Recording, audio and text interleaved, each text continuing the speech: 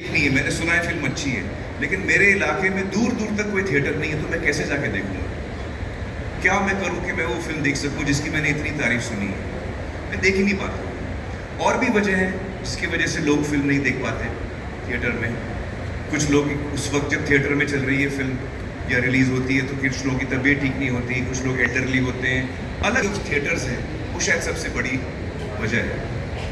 और ये एक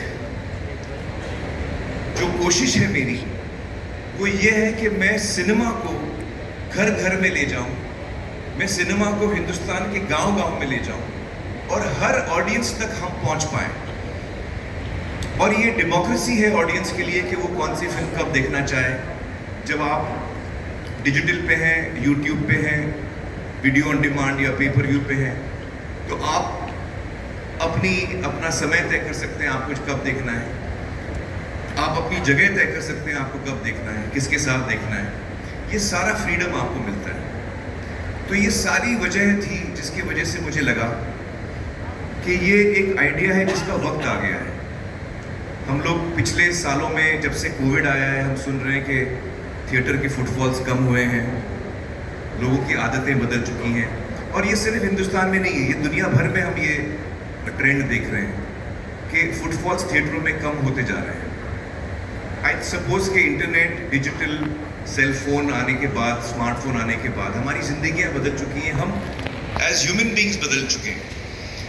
आज मुझे जो ज़रूरत होती है मैं फ़ोन पे उसको ऑर्डर करता हूँ। अगर मुझे कुछ खाना ख़रीदना है तो मैं फ़ोन पे ऑर्डर कर सकता हूँ। कपड़े ख़रीदने हैं, जूते ख़रीदने हैं, दवाइयाँ ख़रीदनी है, ब्लड टेस्ट कराना है, आपको फ़्लाइट लेनी है, आपको होटल बुक करना, जो चीज़ आप करना चाहें आज आप सेल फोन पे करते हैं। तो आज के ज़माने में अगर आप डिजिटल प्लेटफॉर्म पे नहीं हैं तो आप बहुत सारे लोगों के लिए इररिलेवेंट हो जाते हैं, वो आप तक पहुंच ही नहीं पाते। और हर इंडस्ट्री ने इसको अपनाया है। मुझे लगता है कि फिल्म इंडस्ट्री को थोड़ा वक्त लगा है इस चीज़ को पूरी तरह अपनाने में, लेकिन मेरी ये उम्मीद है कि ये जो कोशिश हमने शुरू की है उससे नए दरवाजे खुलेंगे। मुझे लगता है कि बहुत सारे यंग फिल्म मेकर्स हैं जो फिल्में बनाना चाहते हैं, फिल्में बना भी लेते हैं। हिंदुस्तान में सबसे ज़्यादा फिल्में बनती हैं साल में, लेकिन सारी फिल्में रिलीज़ नहीं होती। शायद उसकी आधी भी फिल्में रिलीज़ नहीं होती। वो मतलब मैं राइट, आधी से कम फिल्में एक्चुअली थिएटर में उनको जगह मिलती है, क्योंकि इतने थिएटर्स भी नहीं हैं। बहुत सारे वजह हैं उसके लिए। तो यंग टैलेंट जो है वो ब्रेक थ्रू कैसे करेगा? थिएटर में मुझे जगह मिलती नहीं और कोई प्लेटफॉर्म, मुझे कोई पैसे देने वाले नहीं है मेरा कंटेंट खरीदने के लिए, तो मैं जाऊं तो कहाँ जाऊं? न्यू टैलेंट कैसे ब्रेक थ्रू करें?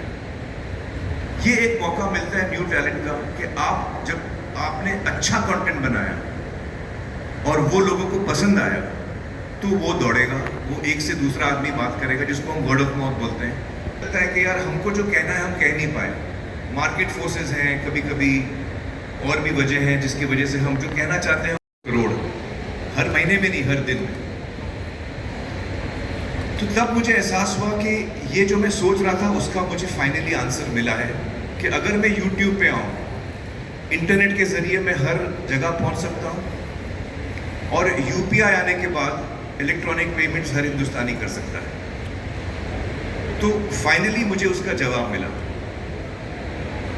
और उसका मैं मॉडल सोच रहा था कि वो मॉडल क्या होना चाहिए। देखिए, डिजिटल तो काफ़ी टाइम से आ गया है और डिजिटल पे काफ़ी एंटरटेनमेंट भी हम देखते हैं। अलग अलग उसके मॉडल्स हैं, सब्सक्रिप्शन मॉडल है और भी मॉडल्स हैं, फ्री मॉडल भी है, बहुत सारे मॉडल्स हैं। और मुझे ये एहसास हुआ कि जो हम बचपन से मैं जो फिल्में देखते आ रहा हूँ या 100 साल से जो हिंदुस्तान में सिनेमा चल रहा है उसका एक ही मॉडल रहा है हमेशा से, और वो है मॉडल पे पर व्यू। हम एक दफ़ा जाते हैं थिएटर, हम एक दफ़ा पैसा देते हैं और हम एक दफ़ा फिल्म देखते हैं। तो अंग्रेज़ी में उसको कहते हैं पे पर व्यू। आप एक दफ़ा टिकट खरीदते हैं, आप एक दफ़ा फिल्म देखते हैं। इसको कहते हैं पे पर व्यू मॉडल या ऑन डिमांड। तो मुझे लगा कि जिस तरीके से हम आमतौर पे फिल्म देखते आ रहे हैं वही मॉडल को मैं अपनी ऑडियंस तक ले जाना चाहता हूँ। पहले वो थिएटर में जाके पेपर व्यू करते थे, एक दफ़ा पैसा दे के एक दफ़ा थिएटर देखते थे, फिल्म देखते थे, अपनी पसंद की फिल्म देखते थे।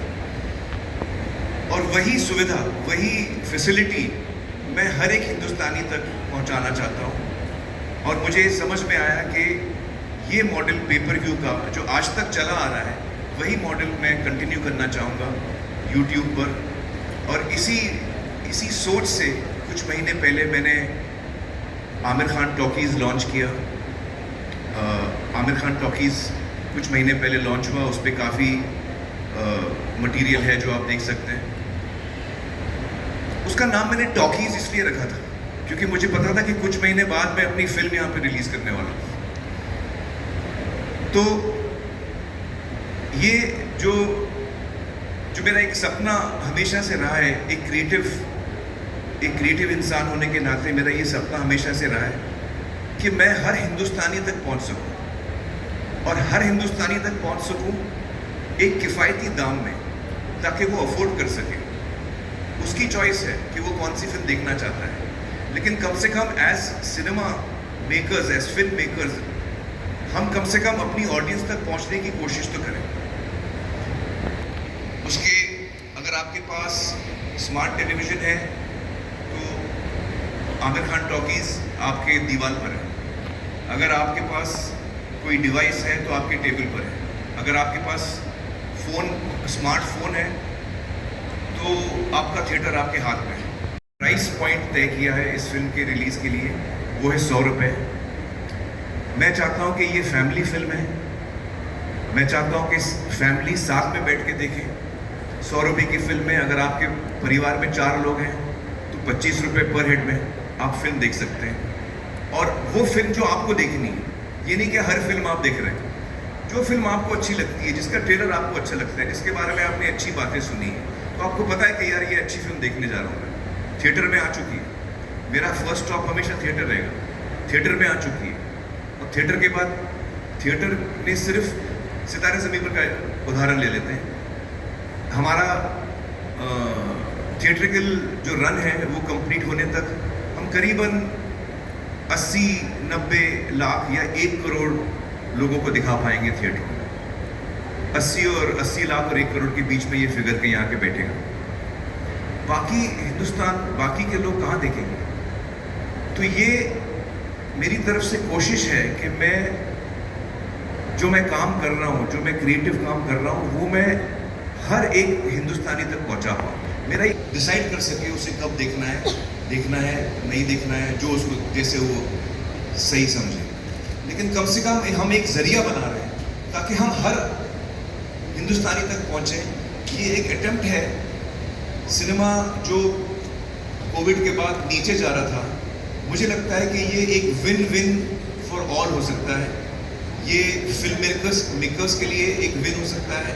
उनको एक बड़ी ऑडियंस मिल सकती है अगर आपका काम विन विन है, क्योंकि उनको कमती दामों में फिल्म देखने को मिल सकती है। आप सोचिए कि एक परिवार में अगर 4 लोग हैं, वो फिल्म देख रहे हैं, 100 रुपये में देख रहे हैं, तो 25 रुपये पर हेड होता है। आप अपने नेबर्स को भी बुला लीजिए। मैं जब छोटा था, हम लोग नेबर्स के साथ में देखते थे छाया गीत। आप 8 लोग कर लीजिए तो और कम हो जाएगा। आप पूरे गांव को दिखा लीजिए, 100 लोगों को दिखाइए 100 रुपये में, तो 1 रुपये पर हेड पड़ता है। तो ये आपके ऊपर है, आप इसका किस तरह इस्तेमाल करें। लेकिन हमारी कोशिश ये है कि हम हर हिंदुस्तान के कोने कोने तक पहुंचने की कोशिश करें।